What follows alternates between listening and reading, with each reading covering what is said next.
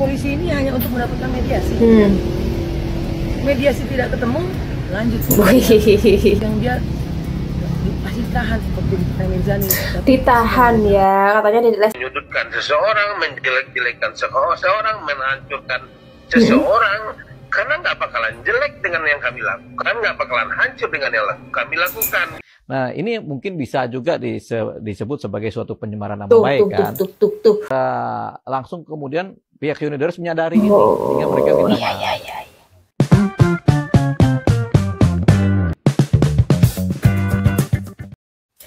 Halo, assalamualaikum warahmatullahi wabarakatuh. Selamat datang di channelnya Septi Suka Jalan bersama Mbak Septi di sini. Bagaimana kabar kalian? Semoga kalian selalu diberikan kesehatan dan dilancarkan rezekinya. Amin. Kali ini Mbak Septi mau bahas kasusnya Dedek Lesti lagi yang sudah berkembang sekarang ya. Yang kasusnya diduga Dedek Lesti ini melakukan pelanggaran hak cipta oleh Yonidores. Kali ini asisten Yonidores yang dikenal di kalangan masyarakat sebagai Mbak Baju Ijo diperiksa polisi. Dan kabarnya Bapak Yonidores sudah melakukan permintaan maaf melalui kuasa hukum Dedek Lesti, tapi secara diam-diam ya. Tapi nih Mbak Baju Ijo tetap kekeh dan ngotot kalau Lesti Kejora bakal ditahan kalau tidak melakukan mediasi dan dituntut 10 tahun penjara. Bagaimana video selengkapnya? Mari kita simak video berikut ini. Polisi ini hanya untuk mendapatkan mediasi. Mediasi tidak ketemu, lanjut. Mediasi tidak bertemu, lanjut ke persidangan. Wih, dengan tegas ya Bapak Baju Ijo berkata seperti itu. Saya pribadi sebagai seorang ibu lebih baik saling bermaafan, cukup sampai di sini. Tapi kalau memang sebagai seorang fighter lanjut terus. Tapi kalau lanjut terus, kalau tuntutan itu minimal 10 tahun, itu ada peristiwa satu yang dia pasti tahan seperti Mirzani. Ditahan ya, katanya Dedek Lesti bakal ditahan seperti Nikita Mirzani dan dituntut 10 tahun. Ini ketika Mbak Baju itu selesai memberi pernyataan pada polisi ya. Kata asisten Yonidores kalau Lesti gak mau mediasi, laporan dilanjut dan Lesti bakal ditahan. Katanya dengan PD-nya bilang seperti itu ya. Kita lanjutkan lagi. Berdasarkan pasal dari sayanya juga tidak. Jadi makanya kenapa saya berharap, karena pasal tersebut ini tuntutannya 10. Lesti kelihatan sama sekali Karena pasal ini katanya Mbak Baju Ijo dituntut 10 tahun penjara. Aduh, yakin nih Mbak.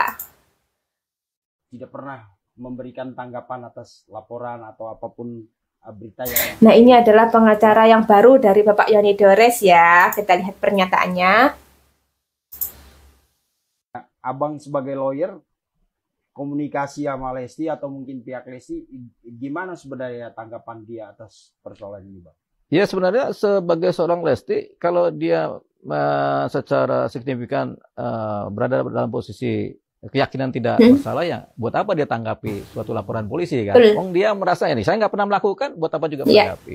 Menanggapi juga paling agak bisa berlebihan. Jadi bagi seorang Lesti ya buat apa menanggapi suatu laporan polisi yang dimana bukan saya pelakunya. Seorang Lesti bisa juga nggak perlu klarifikasi, dia tenang-tenang aja juga nggak ada persoalan bagi seorang Lesti gitu. Karena kasusnya bukan kasus yang berat juga ini kan. Ya kan yang penting bukan saya pelakunya, itu clear di satu titik. Yang penting saya bukan pelakunya ya. Pengacara baru dari Bapak Yonidores ya, Mas Dewo Payumara ini sepertinya berpikir jernih ya dibandingkan dengan pengacara yang sebelumnya, pengacara Yonidores yang sebelumnya. Tapi kok katanya Mbak Baju Ijo kok ngotot nih bakal menjadi tersangka ya. Gimana kok berbeda-beda nih antar satu kubu ini ya. Kita lihat komentarnya ya. Please laporin si Baju Ijo ini cuma asisten doang tapi ngomongnya sok tahu kemana-mana. Ngerti hukum gak sih lu? bos lu Pak Yoni Dores dan lawyernya udah ngademin, lu kompor lagi. Iya betul nih komentarnya, padahal lawyer yang baru ya, Mas Deoli Payumara ini sudah ngadem, merasa oh iya ini kayaknya kalau Lesti bukan terduga, diam aja gak apa-apa. Tapi Mbak Baju aja tetap kekeh ya, hati-hati loh Mbak, asistennya Bapak Yoni Dores.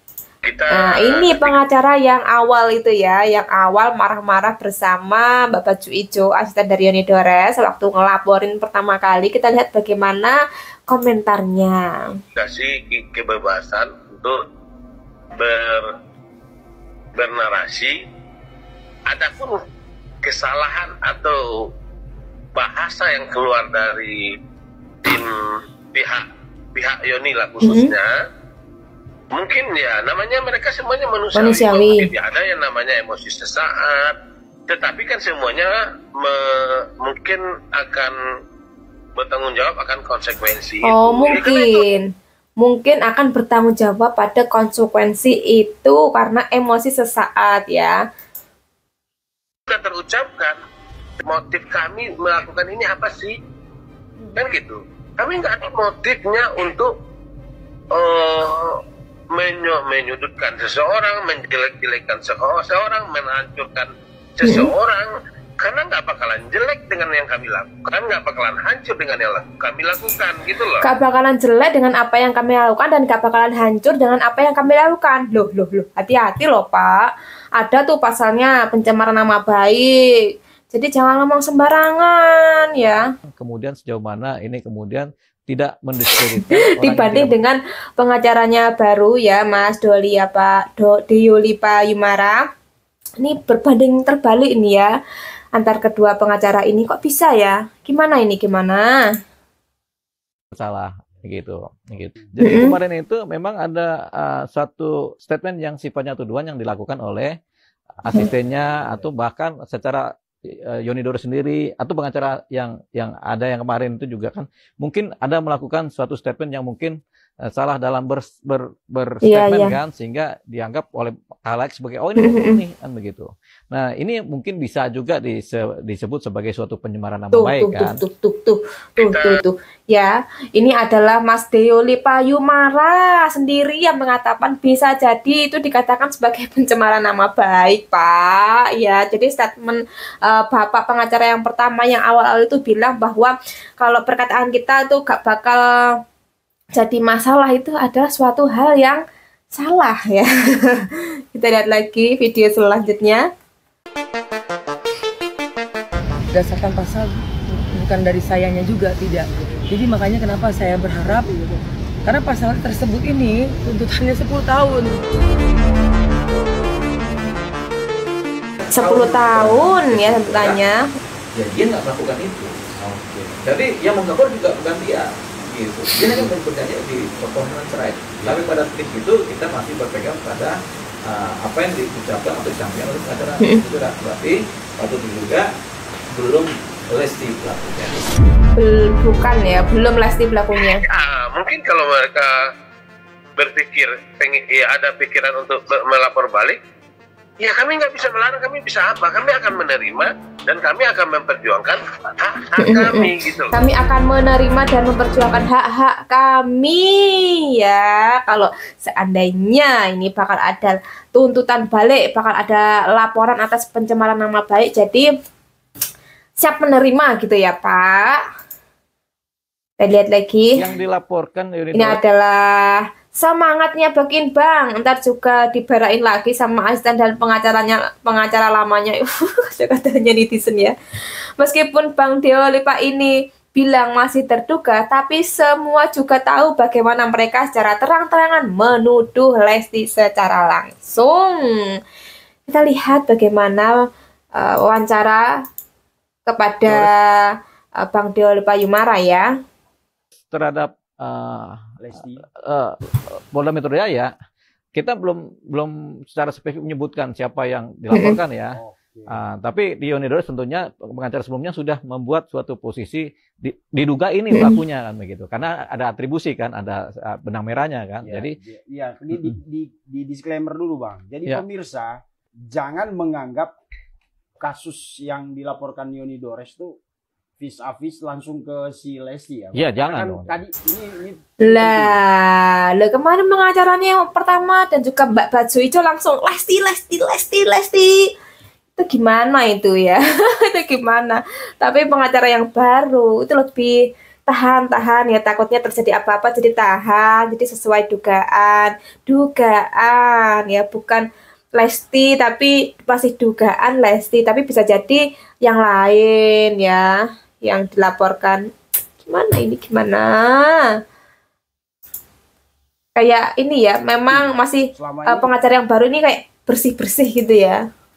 Setiap ada Yoni Dores pasti versus Lesti. Ya. Padahal di laporan itu belum secara spesifik menyebutkan siapa orangnya. Ya. Cuma mungkin kebutuhan pemberitaan jadi betul. Disebut-sebut. Jadi kalau di laporan sendiri sudah saya baca memang ada disebutkan diduganya. Memang nama Lesti disebut terduganya Lesti. Tapi kan ini diduga.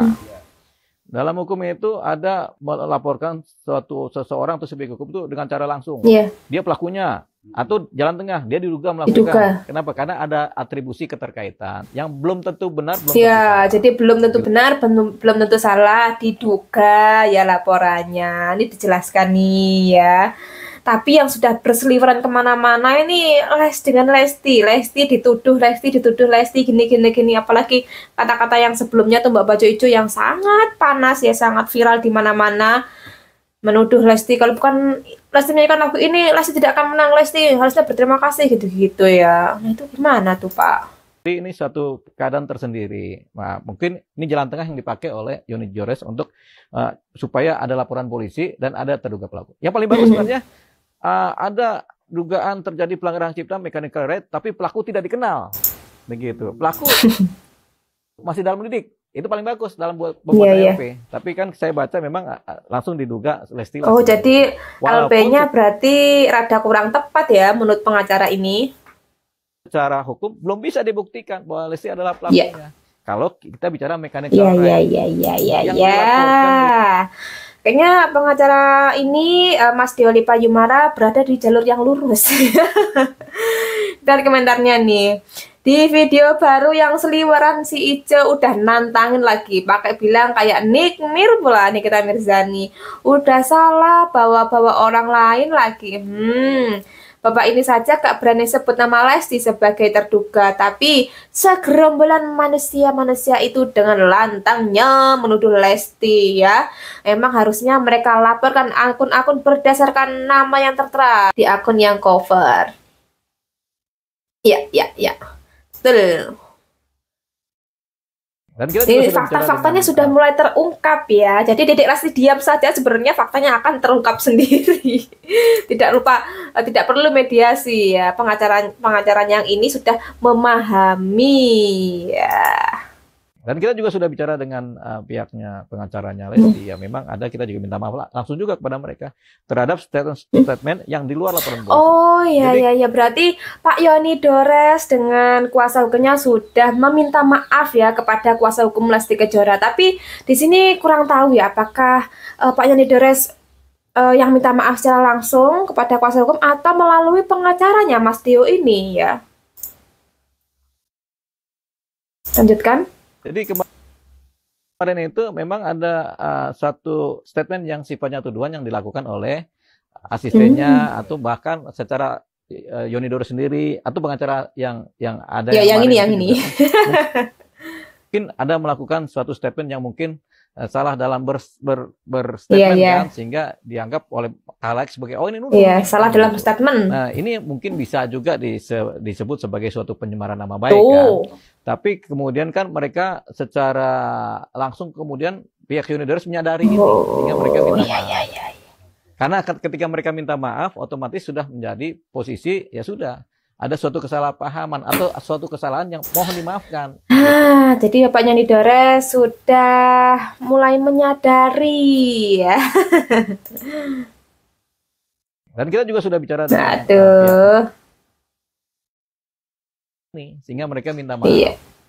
Karena ketika mereka minta maaf, otomatis sudah menjadi posisi ya sudah ada suatu kesalahpahaman atau suatu kesalahan yang mohon dimaafkan Lesti. Dan Bapak Yoni Dores ini minta maaf secara diam-diam ya. Jadi kita tidak tahu apakah memang benar sudah minta maaf ataupun hanya kuasa hukumnya Yoni Dores yang meminta maaf kepada pihak kuasa hukum Lesti Kejora. Karena dilakukannya secara diam-diam dan juga tidak ada video klarifikasi yang diupload di media gitu ya. Nuduh-nuduh saat wawancara, giliran minta maaf diem-diem. Ngata-ngatain anak kecil, ternyata mereka sendiri yang gak dewasa. Gak minta maaf secara terbuka padahal udah pada tua-tua loh. Ya mungkin ada gengsi atau memang belum dipublish ya minta maafnya, karena memang sudah viral di mana-mana kalau Bapak Yoni Dores ini menuduh Dedek Lesti, apalagi si Mbak Baju Ijo ya. Kita lihat komentar dari netizen ya. Katanya sudah minta maaf secara langsung. Ke siapa? Dan kapan nih minta maafnya? Kok tiap diwawancara masih saja ngangingong jawabannya? Yoni Dores gak mau ngaku, mungkin lewat pengacaranya yang mewakili minta maaf. Padahal Yoni Dores paling kenceng dan berulang kali ngatain si Dek Lesti gak beradab, anak kecil gengsi dia mau minta maaf. Hahaha, apa mungkin seperti itu ya? Kita juga tidak tahu karena memang permintaan maaf ini tidak dipublish ke sosial media. Harusnya minta maaf juga ke depan publik karena mereka berkoar-koar di sosial media. Iya, biar netizen yakin ya kalau memang Pak Yoni Dores ini meminta maaf. Bener Pak, tapi wawancara terakhir Pak Yoni Dores masih gak mau ngaku salah dan gak ada minta maaf juga. Paling ini inisiatif dari Bang Deo. Apakah seperti itu? Sebagai pengacara buat minta maaf, Yoni Dores aja gak mau ngaku. Malu dia minta maaf sama orang yang udah dikatain anak kecil dan gak beradab. Benar seperti itu ya. Apakah memang ini permintaan maafnya apakah memang inisiatif Bang Deo, apa memang benar-benar dilakukan oleh Bapak Yoni Dores kepada kuasa hukum Lesti Kejora? Kita juga belum tahu ya, karena memang belum ada bukti video yang menampilkan Bapak Yoni Dores ini meminta maaf. Oke, cukup sekian video dari Mbak Septi. Terima kasih sudah menonton dan sampai jumpa lagi di video selanjutnya. Bagi kalian yang belum subscribe, tolong bantu dukungannya dengan cara klik subscribe. Terima kasih. Wassalamualaikum warahmatullahi wabarakatuh.